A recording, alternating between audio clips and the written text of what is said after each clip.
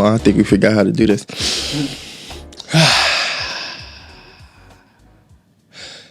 Yo, what is going on, everybody? Welcome to the Reps That Count podcast. We are your hosts. I am Valentz. And I'm Adam. And the reps that count are the moments in life that truly matter. It's about tackling this human experience with vigor and with grace and paying attention to the moments that can really set the tone for your life. In fitness, the reps that count are the hard ones. You know, those last two reps are the ones that build the most strength. Same thing goes for mental health. Same thing goes for nutrition. Same thing goes for relationships. It's about doing the hard stuff, but doing it with intention. 100%. Bro, that was off the cuff. And I think it went good. I saw. I liked it. It was I good, liked right? it. Yeah. I liked it. There we go. See, you getting better, man. You don't even need a script. Yeah, that was. Yeah. It's in the heart. Episode. It's in your heart, of course, man. All right. So again, welcome to the Reps That Count episode. I think 14. Yeah. Episode 14. Yeah. So, Adam. Yes. Got to ask you the question. Absolutely. All right. What is something you've done in the past week that you are proud of? I mean, I don't think we recorded in like 2 weeks, so you could do 2 weeks. There's a lot, man. I know. There's a lot. I'm sticking to my calendar. Okay. Which was my, big marble jar of marbles idea. So I'm still sticking to it, which has been good. And like that sets a tone for my whole life. Like if I can just write everything down that I'm supposed to do, write down how I'm feeling, and then check the boxes, like everything's just kind of smooth. Yeah. But I think even more important than that, I've been giving situations a lot of grace. And I think I've just had this mind shift where like maybe I was going through a small winter in December and just felt real lost and didn't feel like I was on the right path, and that just drove me crazy, and nothing has really changed except my mindset about that. Yeah. I think that's just a December thing though, because there's no December is just chaos.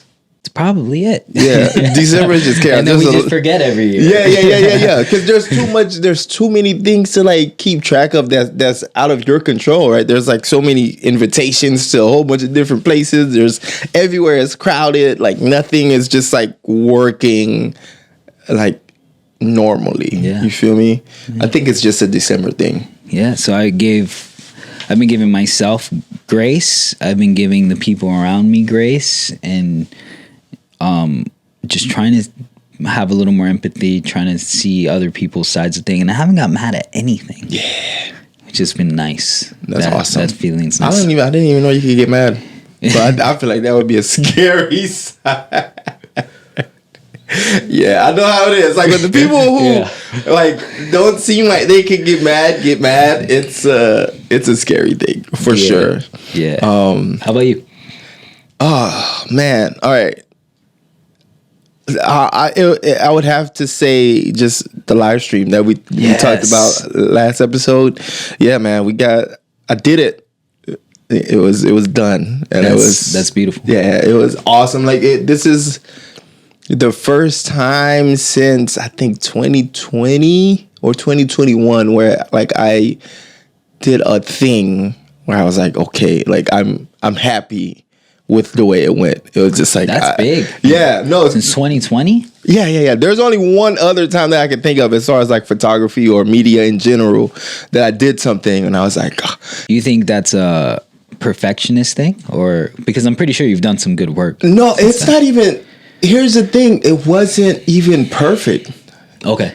Neither one of those things were like perfect, but they were just perfect for the idea. That's great. Like it's like the first thing was like the one question things that I did. The very first one, when I did that, I was like, wow. Like this is awesome. And this live stream was the second thing where I'm like, again, I love those questions, by the way. Yeah, thanks, man. Yeah, so that first one was the one that Like, I watched it so many times. Like, before I posted it on social media, I shared it with people. I was like, yo, this is like, I'm so proud of this. Yeah.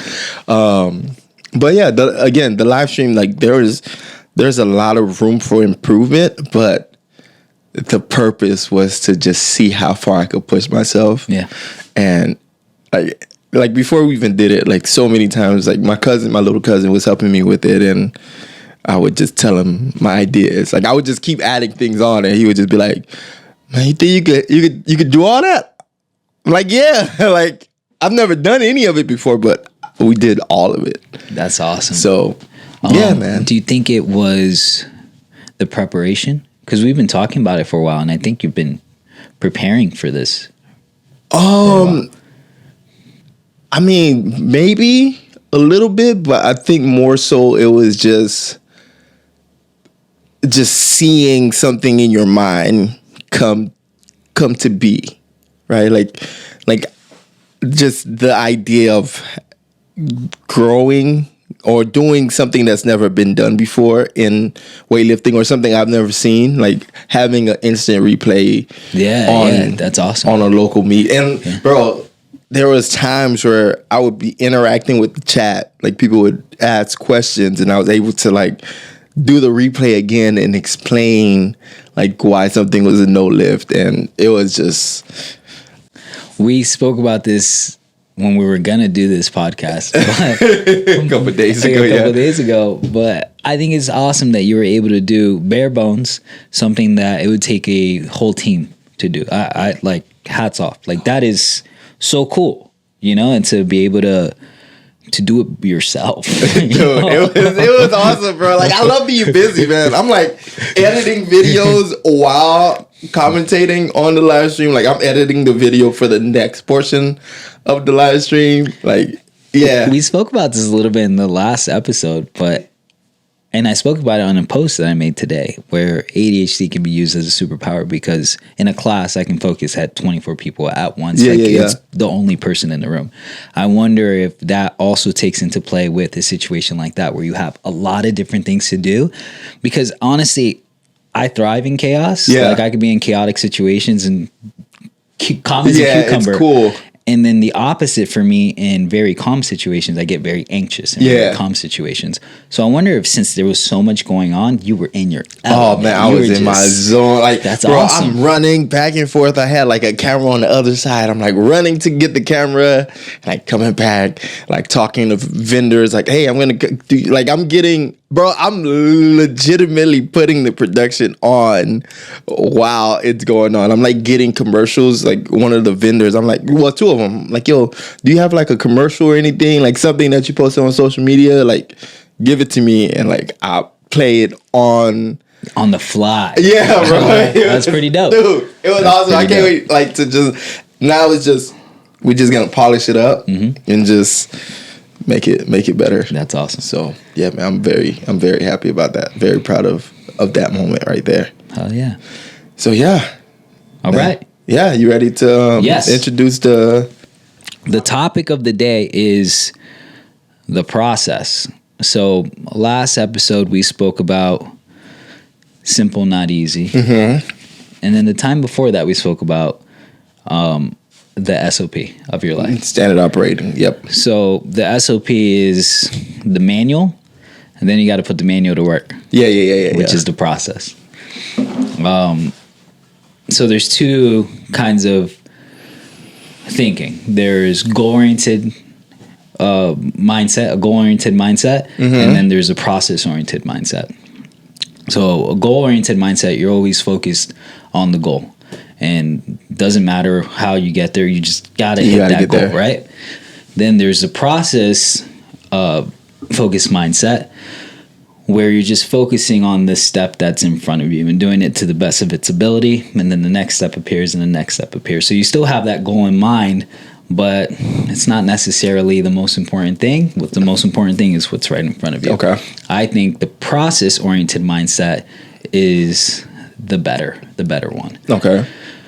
For a couple different reasons. One, the goal might change. True. And if you do not give yourself that fluidity for change, you're limiting what you can do in life. Because you're so rigid on this one goal that you could be missing opportunities. You could be missing things that are right in front of you that could be taking you to this other goal. Like, how'd you really know that was the goal? Yeah. It was the idea of the goal, but that could have taken you in so many different directions. So focusing on the process will allow for a little more fluidity like that. Which one would you say you are? I feel like I'm more goal oriented, but I'm also in the process of putting processes together. Okay. You know what I mean? Like legitimately yesterday, I know you use Motion. Mm-hmm. There's another app called Notion where like it's kind of like you build it out to be whatever you want it to be. Okay. Right? But like you could either find templates for it or you have to build it.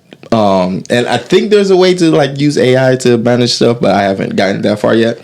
So I started to build that out. Like I built my first board with my with all my goals for the year, and like you could go in and I have all the goals separated from finance, personal, travel, and all that, and then from there you'll do, I guess, processes.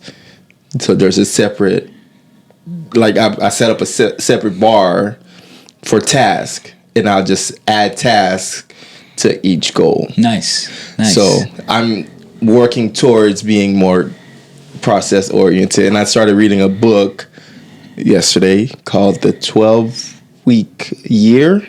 Okay. Which is, again, it's just a process book where like it kind of teaches you to operate within like a 12-week period for each goal. So you have, instead of 1 year, you have 4 years in a year. Mm-hmm. So yeah, I'm transitioning to that. I like that. And we know that from fitness, like these good cycles are mesocycles. They're a little bit longer. 4-week cycles not going to do a lot. Like it's a blitz cycle, and you can do some change, but good long-lasting change takes time. Yeah, but again, like even the 12-week year is based on periodization, which is a fitness thing. Yeah, where like you do 12 weeks, like a 12-week block of something, and then another 12-week block of something else, and like you kind of put it all together. Yeah. So yeah. Good point.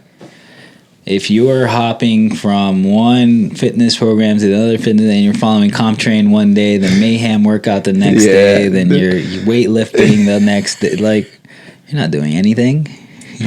No, you kind of have to find something that works for you, and like something that you could definitely like stick to. Like for me personally, like I've been trying, like I've jumped in and done a couple of the CompTrain stuff, and I'm like, if I would, like, I wouldn't choose CompTrain. Guess what's today? Not box jumps, hopefully. Box jumps. You're lying. That's Thursday. Right. Every time I walk in here, there's box jumps. And that's why I was like, yo, if I was to come back to CrossFit, but today I'm doing Murph, so like whatever. Yes. It's box jumps. That's crazy. I really believe this, bottom of my heart. The program that works, unless you're going to the CrossFit Games, unless you're going to the Olympics, the program that works is the one that you do consistently and with the intentions of sticking to that program. Yeah.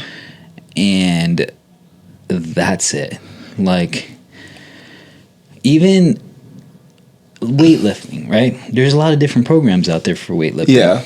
But if you're doing progressive overload and you're working within your percentages and you're like just not overdoing it and checking your ego and you're sticking to it and you're focusing on fine tuning the small things, that can work for a really long time. And for a really long time. That's exactly what I do. Like I swear, I think the reason I have a issue with the CompTrain thing is because it's so much like my weightlifting. Yeah. I'm like, yo, Bro, I know what my program is gonna be. Like Monday, like there's snatches, like, and I know there's gonna be banded pass throughs for the shoulder warm up. Like I know, so I was like, I want to do CrossFit because what I'm used to in CrossFit is just constantly varied. Like You know, like it would just be something different every time I walked in here. But like CompTrain has taken the other route where it's like we're just gonna focus on this for this block. Yeah.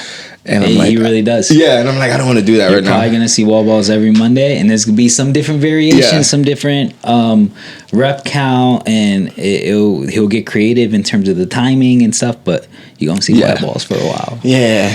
All right, what else we got? Okay, I know you got some good points. Yeah, so a process-based mindset helps you also stay present in the moment. Mm-hmm. I think a lot of people, including myself, I'll just use myself for an example. I was so focused on the big goal of opening a gym as quickly as possible.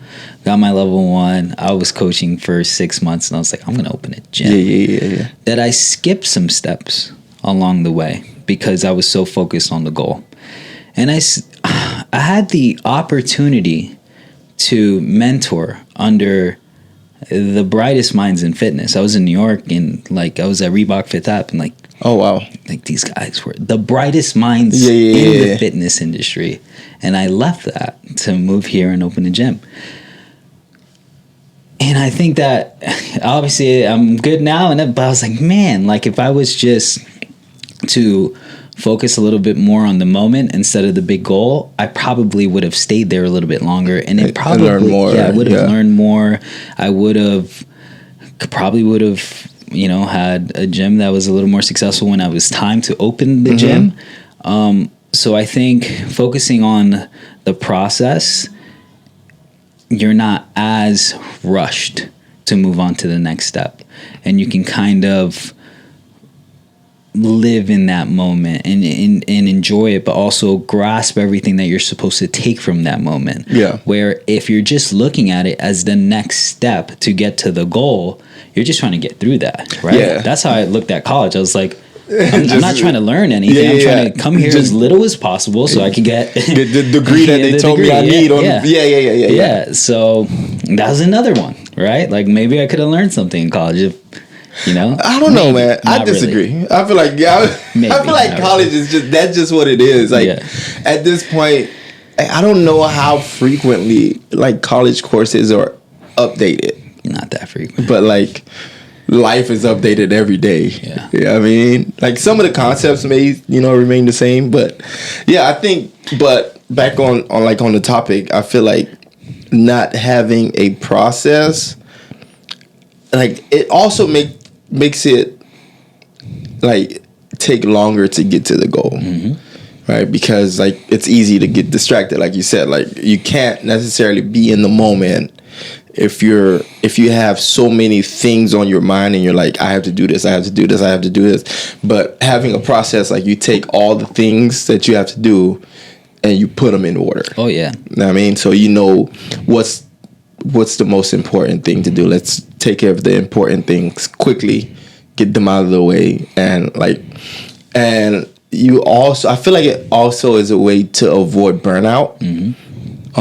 Because like you allow your brain to like operate how it needs to. It's not just chaos, right? Like 100%. Like you know what you need to do, and you could like my goal is to be able to wake up, look at my calendar, and be like, okay, here's what I have for this week, right? Even if it's just like if I have something on Saturday, like even if it's leisure, like okay, I have to make sure I do everything that's important before Saturday, so when I get to where I'm at on Saturday, if it's a party or dinner or anything, I could just be at that place. Yep. So I love that. Yeah. And I agree. The process allows you to do that, and setting up the SOP for the process allows you to do that. Yeah. I'm gonna get a coach. I'm like shopping for a coach right now. Okay, a life coach? No, fitness, more fitness. Oh, you mean like? Yeah. Good for the weightlifting, maybe? Maybe. Okay. Yeah, we'll see. But I'm going to get a coach because I am actually happier when it's just laid out in front of me. Yeah. And it's just like, just do this stuff, and I could just come in and there's already a plan. Right now, there's too much freedom in my fitness programming. Yeah. And I don't like that.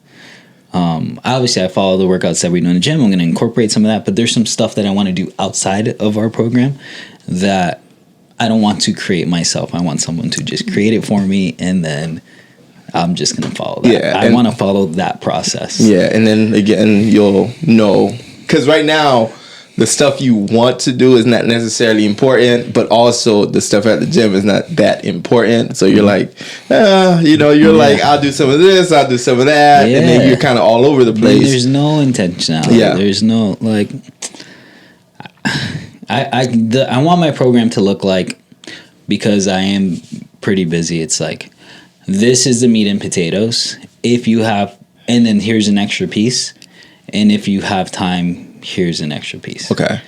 Like like how you said, like prioritizing the importance of the 3 pieces, I think would be an awesome program for me. Because, my weightlifting program is kind of set up like that. Like, there's like, a little bit of warm-ups, I stretch, then snatch or clean and jerk, pull, squat, and then the accessory work. Oh, okay, cool. So, yeah. But the weird thing about weightlifting is they're all important.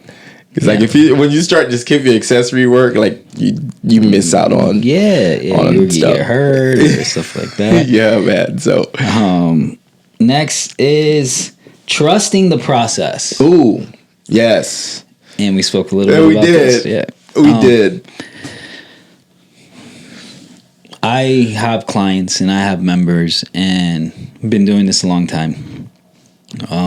So there is a process that we set for all of our members and all of my clients. And the ones that do the best are the ones that stick to the process the best or trust the process. Yeah.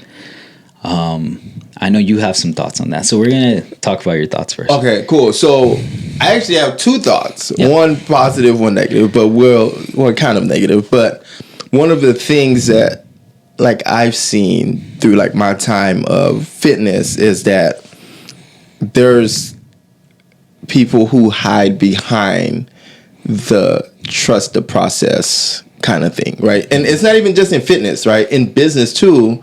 And like sometimes you might hire an advisor and they're like, oh, I promise you X amount of return on your investment, but like you don't see that return. So they're just like, you have to trust the process. Trust the process. That's like, we planted the seeds, but then like you never get to see the return. So I like trust the process is like, it's a thing you have to be beware of, right? Because like there's people who just say trust the process where they don't have a process and they're just like, this thing worked for somebody else and hopefully it works for you. But like in that case, like, but then there's people who don't necessarily have a process, but they know that they're trying to figure something out and they're honest with you about it. Okay, we're going to try this. If that works, we're going to stick with it. If not, we're going to change it up. That's a different trust the process. I think there's 2 different trust the processes. So those are my thoughts. I agree with you wholeheartedly. You can't tell your client you're going to lose 30 pounds, trust the process. You can't do that. You can't guarantee that result for some. Everyone's just so different. You can't not guarantee that result for this specific person. You can say that to drink this water because you're gonna be high. Like that is something that's science-based. Like you drink half your body weight in water, you'll be fine. Like there's stuff like that there's enough science behind it that we're not talking about weight loss as a goal, but you will probably be healthier. Yeah, you'll feel better. You drink water. Yeah. The trust the process has to come with education and has to come with some knowledge behind it, and also has to be earned. The coach has to earn that. Yeah. You can't, and I've had a client, she's down to like 117. She's freaking out because she's super happy about her results. It took me 6 months to get that kind of buy-in from her, where she trusted me enough that we could reverse diet her and we can restore her metabolism, because she had been dieting for like 10 years before that, all right, your metabolism's fucked right now. The only way we're going to be able to do this is if we up your calories for a while, get you back to maintenance, and then we can, diet down from there. If I would have told her that on day one, and then she gained 3 pounds in her first month, I had no buy-in. You know, I didn't earn that trust just yet. It took me 6 months of coaching this girl. And she trusted me, but I knew that now she's ready and she's at a point where she can, like I saw, all of her work. She was like super on point with all of her workouts. She's logging on her scores on Sundays. She's writing like paragraphs for like this review that we do every Sunday, this week review. She's like intrinsically motivated at that point. So I'm like, okay, she's ready for something like this. And I told her, I was like, hey, this is an experiment that we're doing right now. Nice. And we're going to take it week by week. And we're going to up your calories. You might gain a little bit of weight. It's okay. What we're looking for is for hunger cues. And then I explained it to her. And it was like a very in-depth explanation. She's just like, I trust you. I want to stick to this, blah, blah, blah. And she's crushing it. Absolutely destroying it. And this was the first client I was able to reverse diet. Nice. Because... But so before you even went there, it was more like you were just... like keeping her accountable at first and just like introducing little habits. So habits, like we were addressing her sleep, we were addressing her hydration, a lot of stress management. Okay. She has a stressful job, so a lot of stress management. And it was more cleaning up her diet a little bit, but she was still under eating, and I couldn't address that just yet. Yeah. Let's just eat good quality foods, right? Then it was more, let's get you to move really well right now. I can control. I saw her one time a week in person, so like I can get you to move really, really well. And if we're just dealing with lifestyle stuff right now and you're eating pretty clean, we can see some pretty good results. Yeah. But the pounds weren't falling off. But the results might just be like mentally, right? Like just like she probably wakes up feeling better, 100%. Like well rested, and like, oh my God, like I feel... Right, so those are like the weight. The scale might not be moving, but like you could tell when you've been getting a good amount of sleep and you're hydrating, and you just, oh shit, I forgot to drink coffee today, but I'm good. 100%. Like that type of thing, right? Oh yeah, yes, okay, yeah, dude. Like it's been awesome to see her grow. Okay, and we'll just keep at it. Just keep going. Yeah. Okay, so that's that. And I think trusting the process takes, even for myself, you got to have that North Star to guide you, and you have to have your SOP, and you have to write it all out. This is my process. This is what I'm going to be working on. And I think if you do that, it makes a lot of other decisions pretty easy. Like it makes saying no to things that would disrupt the process easier. It makes saying no to toxic relationships that can derail your mental health because that would throw you off your process. Like this is your process. I feel like there's peace in the process. Yeah, 100%. 100%. Yeah. All right. So the other thought on trust the process is figuring out the process is also part of the process. 100%. Oh, yeah. Like that, like, just, again, like you might not have a process right now.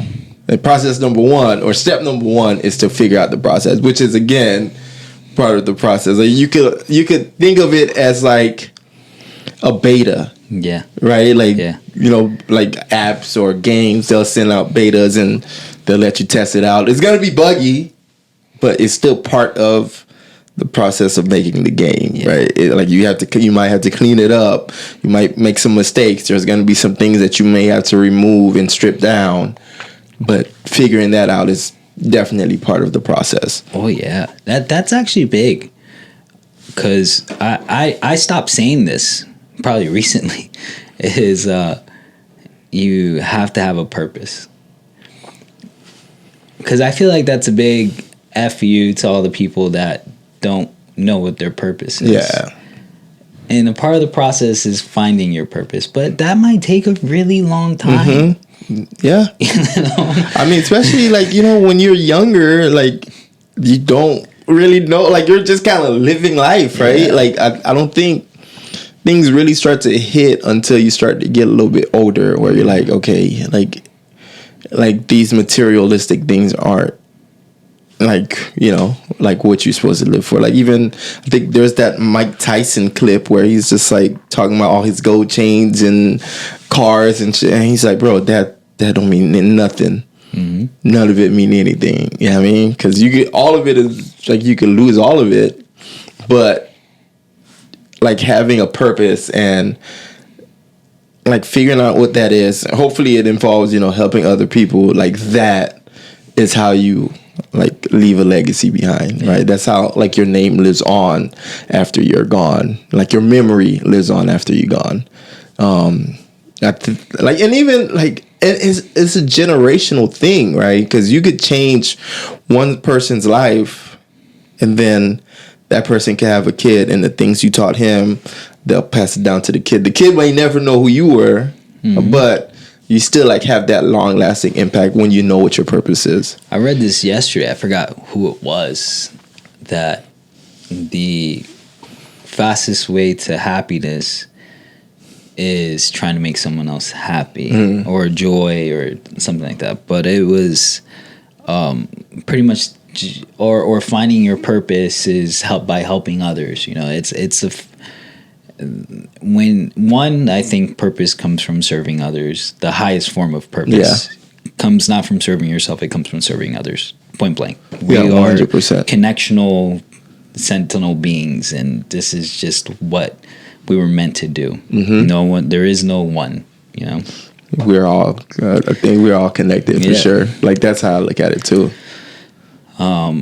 So if you don't know what your purpose is, maybe just try to help, try to volunteer somewhere, try to just help people in any way that you can. And if you do that, and I've tried this before when I felt lost, I did see these little steps appearing. So maybe that's the universe just throwing you a bone because you were kind of, you know, searching for it a little bit.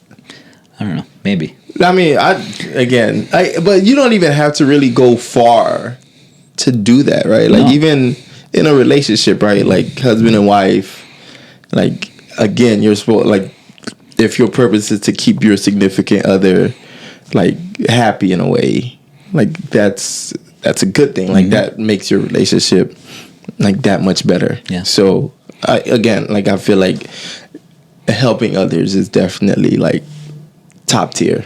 Why do you think our nature is so far from that? I think human nature, or at least this is the way I feel. We're very selfish creatures. I think that's a modern thing. Maybe, yeah. I think it's a modern thing, like because before you couldn't survive if you were selfish. Like you would not survive, right? Like there was, like you had to have a community, you had to have a group, and everybody had their purpose, right? Everybody had the thing that they did for the village, right? And the thing that they did, they passed it down to their kid, right? Like you would have somebody named Shoemaker, like that's what they did, right? Like you would have the person who made the swords, and like the farmers, and everybody kind of worked together. But I think industrialism may have had something to do with it, and just like there's like we're at a point now where it's just gonna kind of get worse, where like, you know, farmers aren't necessarily like getting support, right? It's like there's like lab raised meat and stuff like that going on.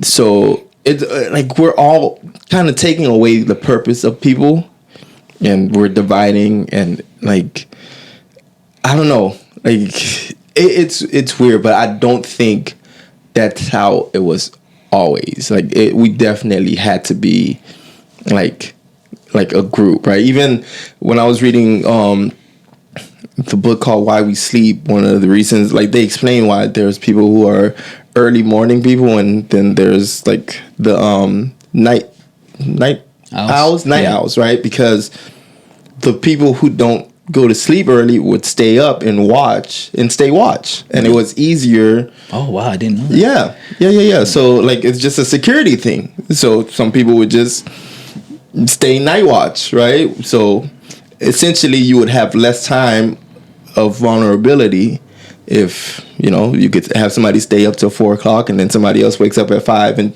like if the whole village wakes up at 5, it's just that we were always meant to work together, I think. Yeah. It's sad that it's going in a different direction because I don't think we are evolving. I do think we're devolving. Oh, yeah. Because the new innovations aren't necessarily making us happier. They're making us more efficient. But how efficient do we need to be to have joy in our life? Like, do we need anything else? Dude, like, we're supposed to move. Yeah. Like, we're supposed to do things. Like, we're supposed to work out. We're supposed to, like pick food and hunt.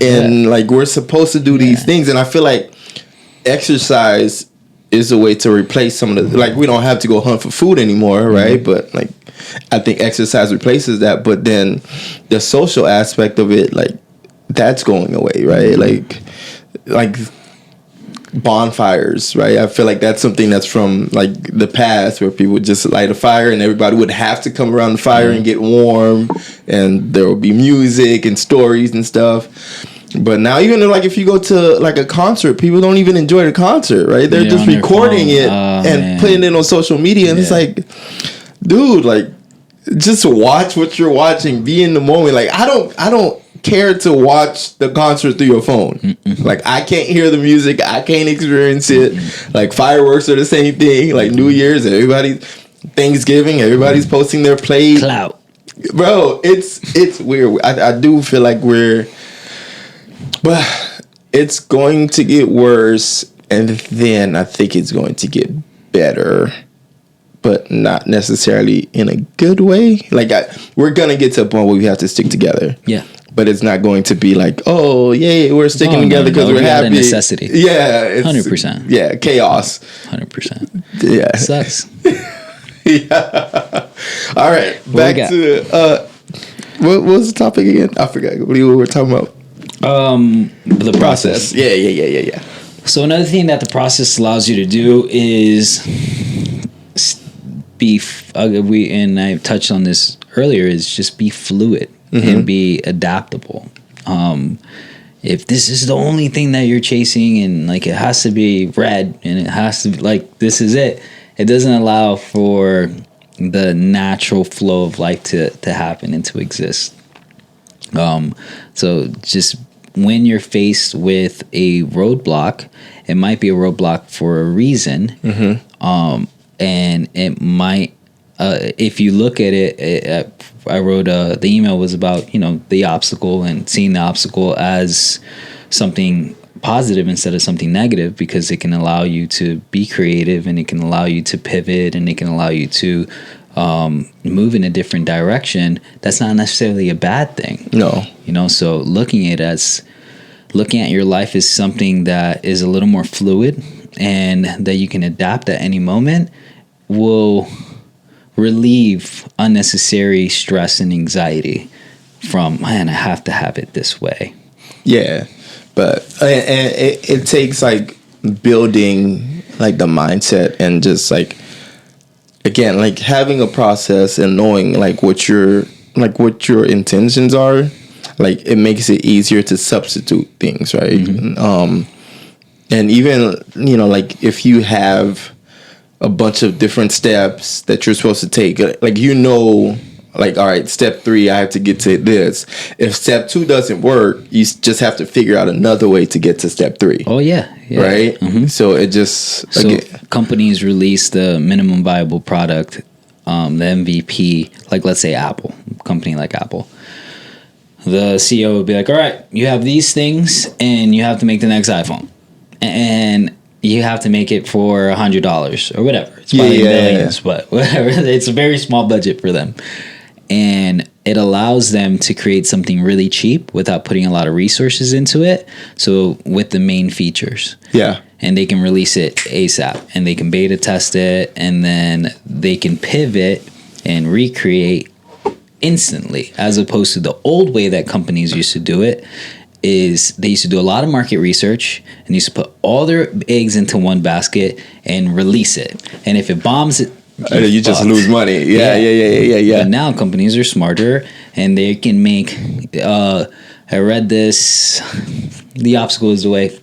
Ryan Holiday, he was like, for these big companies, failure is a feature. Like, it's built into the process, and if you're not failing, you're probably not trying hard enough. Like, these companies almost applaud failure, because it allows you to pivot and see these roadblocks before you release it to the public, and it's just something that's built into the process. You know what though? I feel like some of the best companies, though, they let other people fail for them. Oh yeah. Like Toyota is not innovative at all. No. They don't innovate anything. They'll let you release something like, okay, cool. Oh, that didn't work for you. Okay, I really like that idea though, so I'm going to take what you have. I'm going to make it work, and that's how they have their reliability. Like, they don't innovate. Wow. Apple don't innovate either. No, yeah. They like minimum viable at all times. They do not innovate. Like it's like 3 years after Android has a feature that Apple's like, hey, we have this feature. But when Apple introduces it, it's perfect. It's perfect. Yeah. There's no bugs, right? So it's just wild, like, so sometimes you just let other people make the mistake. Yeah. But as far as like the what is it? Minimal viable product, MVP. Like one of the things Apple did at some point was get rid of the headphone jack, and I think that goes to like cost cutting. It's like, this piece is costing us millions of dollars. Like, can we just get rid of it? Bro, they don't even give you a charge. The phone is more expensive than ever, $1,400. They don't even give you a charger anymore. But hey, because you know why? Because they're like, at this point, you have a charger. I wanted another one. You have one. Okay, and if you don't have an Apple one, you have a random one, or you can go buy a $10 one from the gas station. They're like, we're not Nothing hits like that OEM. You're right. You know it. Yeah, that's why it's $70.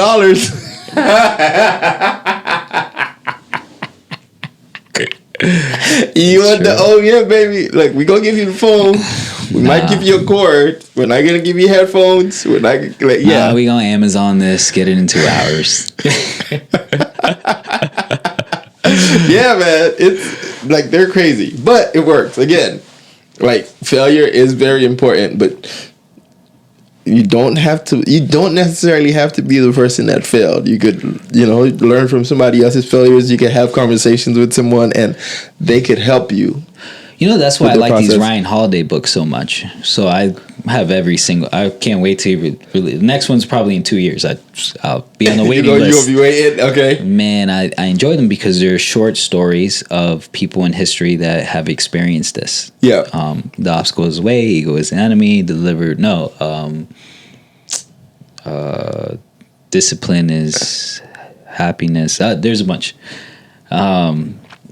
And they're all short stories from people in history that have faced some sort of adversity, has faced their own ego, has used this stronger mindset to overcome it. So you can learn from history and from people that are probably experiencing something similar to what you're going through today.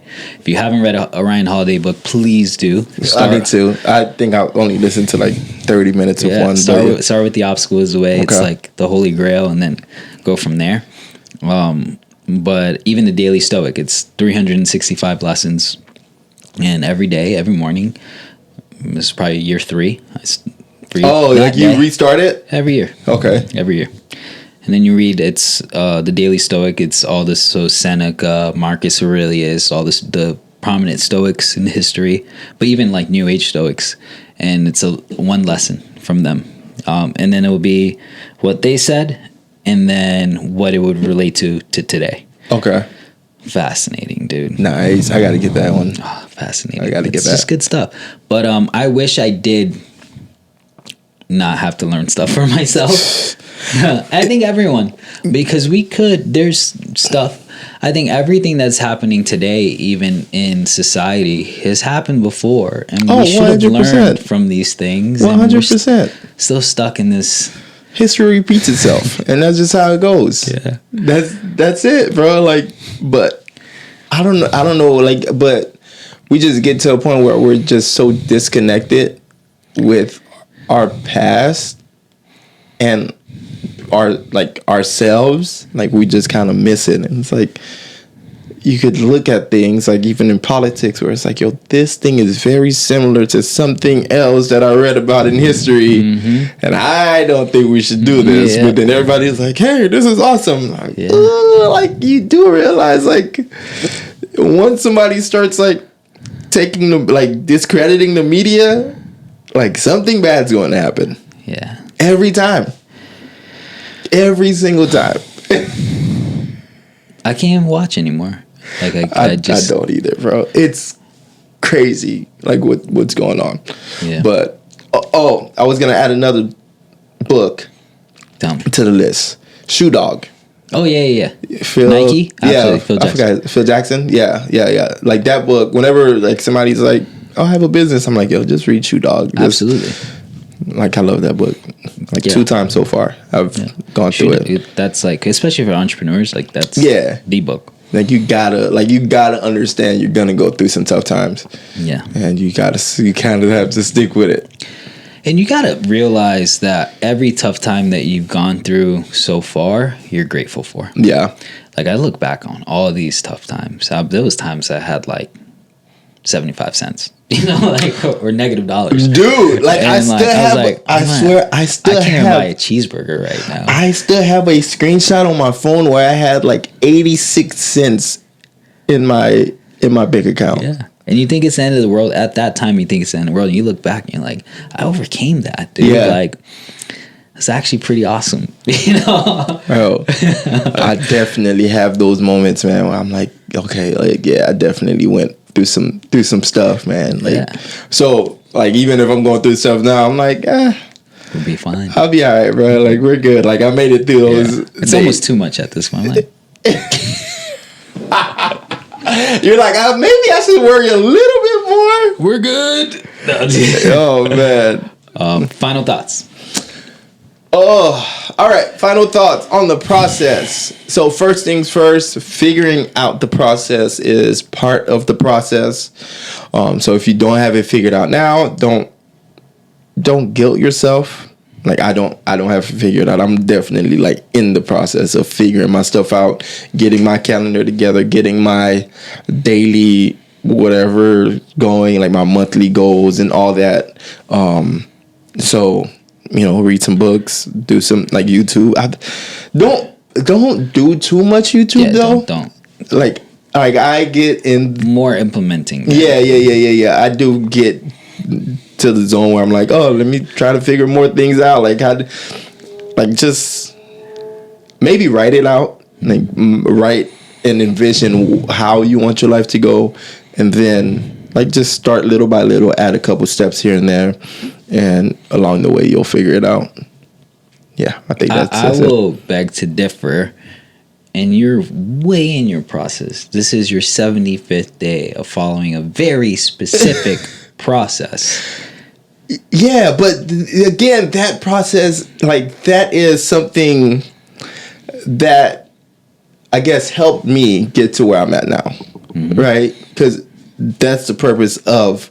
And you did it for a year before. Yeah, and I'm gonna do it again. You're like good at the process, bro. dude. I'm like gonna finish today, maybe take 2 weeks off, and then go right into phase 1. And then like you got more of the process figured out than you give yourself credit for. That's still daily work. What else is there? You're right. I appreciate that. Yeah. I appreciate that. But we're getting better. We're going. Absolutely. Let me add some more to it and reach these goals. Absolutely. So you stole mine. I was gonna steal yours. Because I find that to be really impactful and important, because I never want this podcast to seem like I finished the last podcast by saying whiny little bitches. So that didn't sit well with me because I don't want it to be, I never want this to seem like we have it all figured out and we're putting ourselves on any sort of pedestal. Yeah, no. And it's okay if you don't have a process. It's okay if you don't have a purpose. What I would urge you to do is start, and start super small.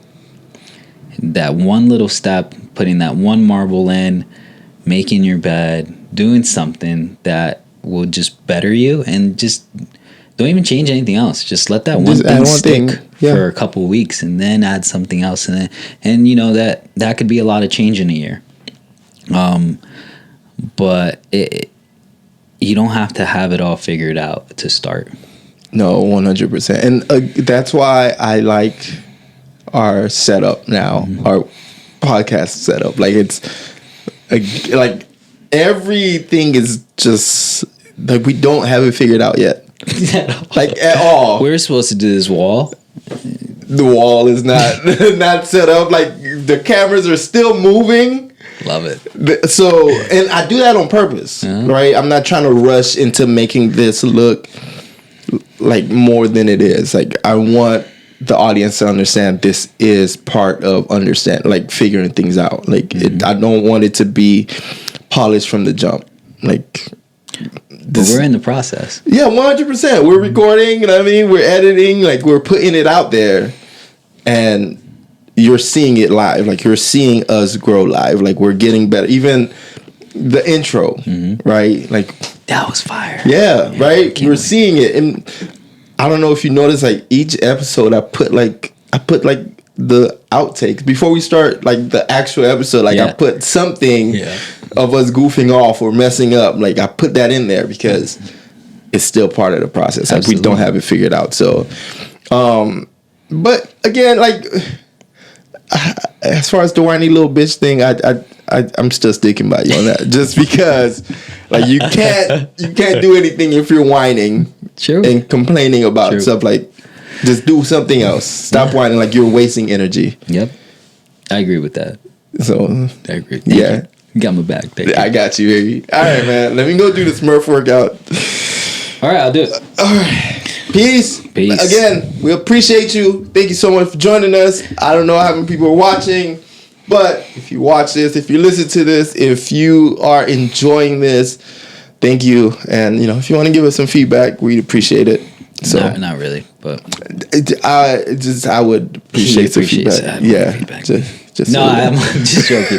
I'm just joking. Feedback's cool. We got a comment on YouTube. The other day, like 2 episodes ago, it was like, "This is good stuff." Just one comment. Yeah, we had one comment somewhere. So that's awesome. I don't know who it was. What? I saw it. I gotta check that out. Yeah, we got a comment, bro. We're doing good, and we got a couple of reviews. I think on Apple Podcasts or something. Which I thought was dope. Yeah. So we doing. All right, y'all. See y'all next week. Peace.